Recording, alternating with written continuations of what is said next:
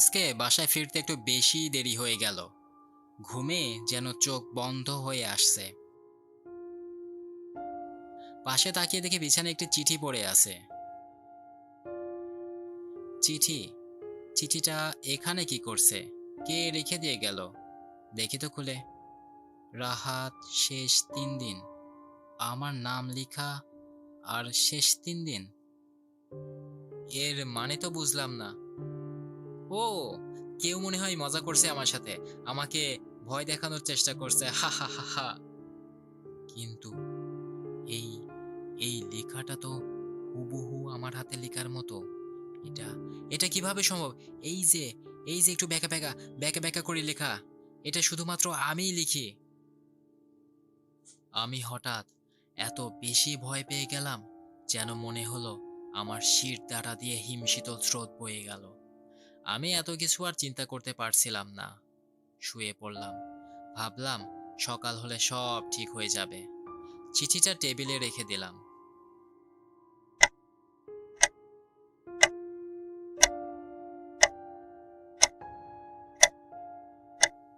ঘড়িতে বেজে রাত 3টা। আমি তখন গভীর ঘুমে আচ্ছন্ন। হঠাৎ করে কানে একটা শব্দ ভেসে আসলো। সময় শেষ হয়ে আসছে। আমি লাইট জ্বালালাম। দেখলাম কেউ নেই। আমি টেবিলে রাখা সেই চিঠিটি আবার খুললাম। সেখানে নতুন একটি লাইন। তুমি শুনতে পাচ্ছ?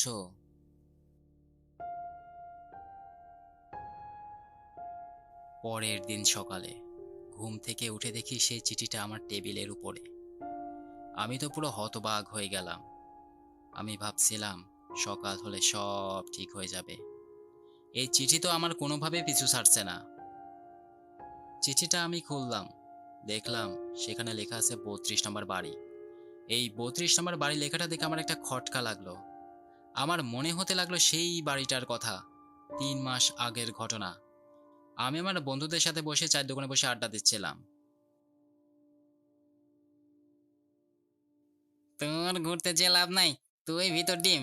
দেখা গেল তোরে নিয়ে ঘুরতে দূরে কোথাও ঘুরতে গেলাম, তুই ভয়ে কান্নাকাটি করবি। আমি আমি আমি তোদের চেয়ে সাহসী। ঠিক আছে, তাহলে একটা বাজি হয়ে যাক। এই যে পূর্বের জঙ্গল পেরিয়ে যে পুরনো 32 নম্বর বাড়ি আছে, ওখানে যেয়ে তুই যদি তোর নাম লিখে আসতে পারিস, তাহলে বুঝবো তুই সাহসী। আর হ্যাঁ, রাতের বেলা যেতে হবে। ঠিক আছে, আমি যাব। আমি সেই 32 নম্বর বাড়িটির সামনে দাঁড়িয়ে আছি। যেন মনে হচ্ছে ভয় আর আতঙ্ক একসাথে ঘিরে ধরল। বাড়িটি দিনের বেলা একরকম লাগে, আর রাত হলেই যেন এক ভুতুড়ে বাড়িতে পরিণত হয়। আমি আরো লোক মুখে শুনেছি যে এই বাড়িতে কেউ যদি একবার যায়, তার সাথে কোনো না কোনো সমস্যা হয়। এত কিছু ভাবতে গেলে চলবে না, আর এমনিতেই আমি অনেক সাহসী। সাহসী মানুষদের কিছুই হয় না। তাছাড়া প্রতিদিন রাত করেই তো বাসায় ফিরি। সাহস না থাকলে তো রাতে চলাচল করতে পারতাম না।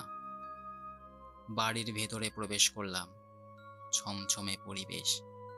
ঘরে প্রবেশ করার পর থেকে কেমন যেন ঠান্ডা ঠান্ডা পরিবেশ সৃষ্টি হতে লাগলো। আমি দ্রুত নিজের নাম লিখে বেরিয়ে আসলাম।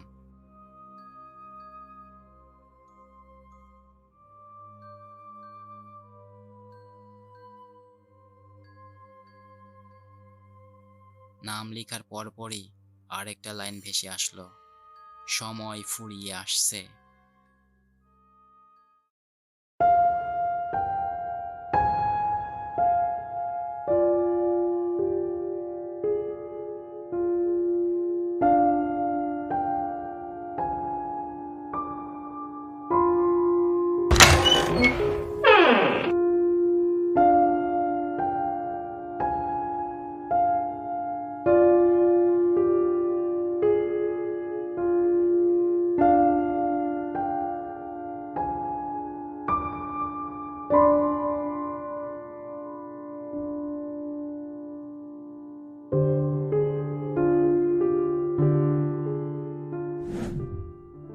এখন আমি খুব ভেঙে পড়েছি।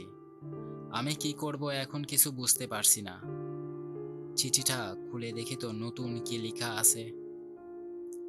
চিঠিটা খুলেই দেখতে পেলাম লেখা আছে সময় খুব নিকটে। এটা দেখার পর যেন খুব রাগ হয়ে গেল। এই চিঠি আমি আর রাখবো না, এটাকে পুড়িয়ে ফেলবো। এখন চিঠিকে পুড়িয়ে দিতে লাগলাম। কিছুক্ষণ পর আগুন একাই নিভে গেল, আর চিঠিটার কিচ্ছু হলো না। চিঠিটা হাতে নিলাম, খুলে দেখলাম লেখা আছে আগুনে কিছু বদলায় না। এটা দেখার পর যেন কেমন মাথাটা একটু ঝিম ধরে গেল। ভাবলাম হাত মুখ ধুয়ে একটু ফ্রেশ হয়ে আসি, সব ঠিক হয়ে যাবে। ওয়াশরুমে যেয়ে হাত মুখ ধুতে লাগলাম। হাত মুখ ধুচ্ছিলাম, তখন একটা বিষয় নোটিস করলাম। আমার প্রতিচ্ছবি আমার দিকে তাকিয়ে কেমন স্থির হয়ে আছে। আমি হাত নড়ালেই কিছুক্ষণ পর হাত নড়ছে, মাথা নড়ালেই কিছুক্ষণ পর মাথা নড়ছে, আবার কিছুক্ষণ পর এই প্রতিচ্ছবিটা একাই হাসতে শুরু করলো। এই দৃশ্যটা যেন আমাকে ভেতর থেকে নাড়িয়ে দিল। ভয়টা যেন আমাকে শেষ পর্যায়ে পৌঁছে দিল। আমি আর ওখানে দাঁড়িয়ে থাকতে পারলাম না, দৌড়ে বেরিয়ে আসলাম। আমি দাঁড়িয়ে আছি আর দেখলাম চিঠিটা কেমন উড়তে উড়তে আমার কাছে আসলো। চিঠিটা খুললাম আর লেখা আছে শেষ দিন। তার মানে কি? তার মানে আমার কি আজকে মৃত্যু হয়ে যাবে? আমি 32 নম্বর বাড়িটির দিকে যাওয়ার সিদ্ধান্ত নিলাম। সেখানে এর সব রহস্য বের করা যাবে। আমি সেই ঘরের মধ্যে যেখানে আমি আমার নাম লিখছিলাম, কিন্তু সেখানে আমার নাম নেই। ওই জায়গাটায় অন্য একটি নাম, আর নিচে লেখা আছে আজ। এর মানে আমি কিছু বুঝলাম না। কিছুক্ষণ পর বাম পাশের একটা রুমের দরজা খুলে গেল। রুমের মধ্যে আমি প্রবেশ করেই দেখলাম আয়নার রুম। রুমের মধ্যে প্রবেশ করেই দেখলাম আয়নার রুম। আয়নার ভেতরে আমার সেই প্রতিচ্ছবি আমার উপরে হাসতে শুরু করলো। প্রতিচ্ছবিটা বলতে শুরু করলো, তুই দেরি করে ফেলেছিস। আমি খেয়াল করলাম আমি ধীরে ধীরে আয়নার ভিতরে ঢুকে যাচ্ছি, আর সেই প্রতিচ্ছবিটি আয়নার ভিতর থেকে বেরিয়ে আসতে শুরু করলো।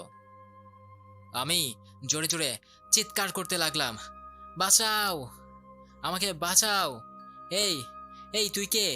তুই কি চাচ্ছিস? প্রতিচ্ছবিটি কোনো কথা বলল না, শুধু হাসতে শুরু করলো।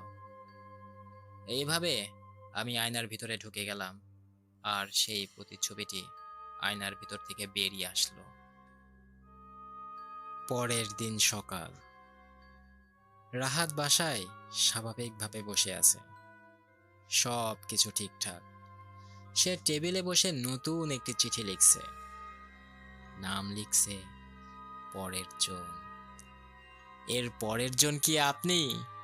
আহা হা হা হা হা।